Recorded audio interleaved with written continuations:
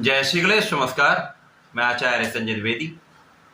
मेरे समस्त प्रबुद्ध दर्शकों का मेरे चैनल पर हार्दिक स्वागत है।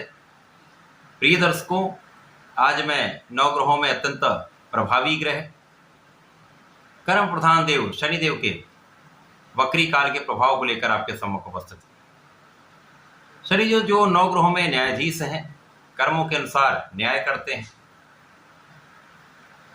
किसी भी व्यक्ति के कर्मों के अनुसार उसको फल की प्राप्ति कराते हैं। यदि कोई व्यक्ति एक अच्छा कार्य कर रहा है, धर्म के मार्ग पर चल रहा है, न्याय के मार्ग पर चल रहा है, अपने कार्य को निष्ठा से कर रहा है, किसी के साथ अन्याय नहीं कर रहा है, किसी को सता नहीं रहा है, गलत कार्यों से धन का अर्जन नहीं कर रहा है, तो ऐसे में ऐसे व्यक्ति को शनिदेव रंक से राजा बना देते हैं। इसके विपरीत आचरण पर शनिदेव राजा से रंक भी बना देते हैं। कर्मों के अनुसार जब शनिदेव फल देते हैं तो अच्छे कर्म का बहुत अच्छा फल देते हैं। इसी प्रकार से बुरे कर्मों का शनिदेव क्रूरतम फल देते हैं। इसलिए शनिदेव को क्रूर भी कहा गया, क्रोधी भी कहा गया। परंतु शनिदेव एक गुरु हैं, आध्यात्मिक ग्रह हैं। शनिदेव आपको प्रायोगिक रूप से जीवन के समस्त अनुभवों के अनुसार आपको ज्ञान देते हैं, आपको प्रयत्न कराते हैं, आपको प्रयास कराते हैं, आपको परिश्रम कराते हैं और जीवन के सर्वश्रेष्ठ अनुभव प्रदान करके आपको अत्यंत प्रगति कराते हैं। अब शनिदेव जब वक्री अवस्था में आएंगे तो इनका प्रभाव कई गुना बढ़ने वाला है।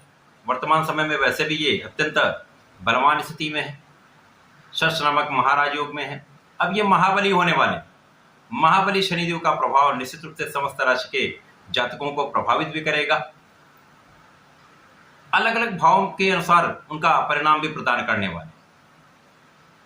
आज मैं मीन राशि के लिए शनिदेव के इस वक्री काल का किस प्रकार का प्रभाव प्राप्त होने वाला है, किस स्वभाव में वृद्धि होगी, कहां अपना लाभ ले पाएंगे, इस समय में क्या समस्या आ सकती है, उससे कैसे आप बच सकते हैं, इस समय को कैसे उपयोगी बना सकते हैं, संपूर्ण विश्लेषण मैं पूर्ण तरीके के साथ करने जा रहा हूं। प्रिय दर्शकों, इस राशिफल को आप अपने लग्न तथा राशि दोनों के अनुसार देख सकते हैं।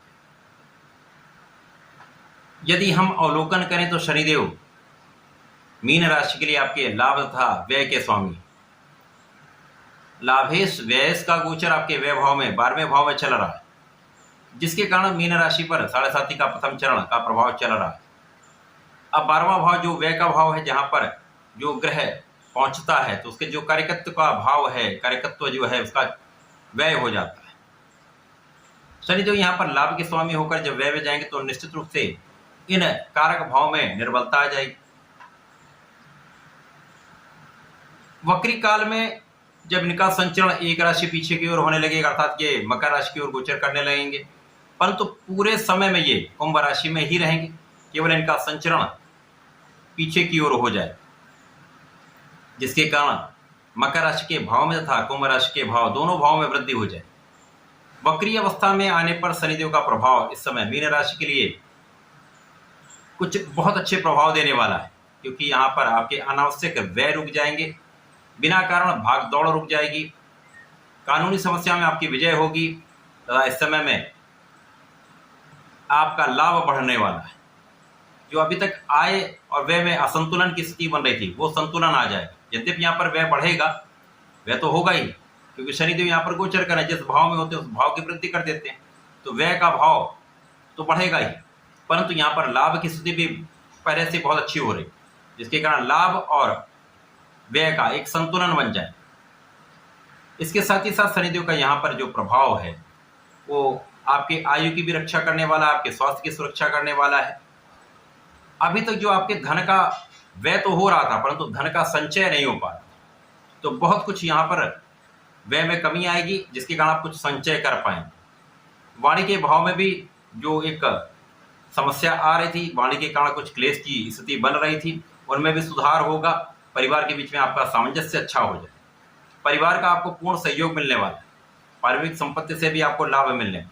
अतः यहाँ पर आपको अपनी वाणी पर संयम रखना होगा। वक्री काल में शनिदेव का प्रभाव आपके ज्ञान को बढ़ाने वाला होगा, आपकी शिक्षा में प्रगति कराने वाला होगा, ज्ञान से विशेष रूप से आप लाभ लेने वाले हैं। यदि आप यहाँ पर अपने बुद्धि के बल पर, ज्ञान के बल पर कुछ कार्य करते हैं, किसी निर्णय को लेने वाले हैं, तो वहां पर आपका निर्णय अत्यंत श्रेष्ठ रहने वाला।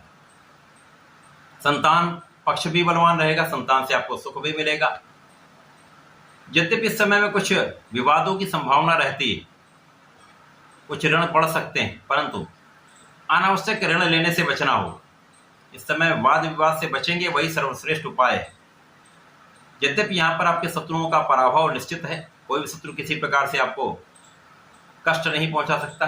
आपकी विजय संपूर्ण रूप से होगी, कानूनी समस्याओं में भी आपकी विजय होगी, परंतु विवाद में पड़ने से ही बचें, वो सर्वश्रेष्ठ आपको लाभ देने वाला।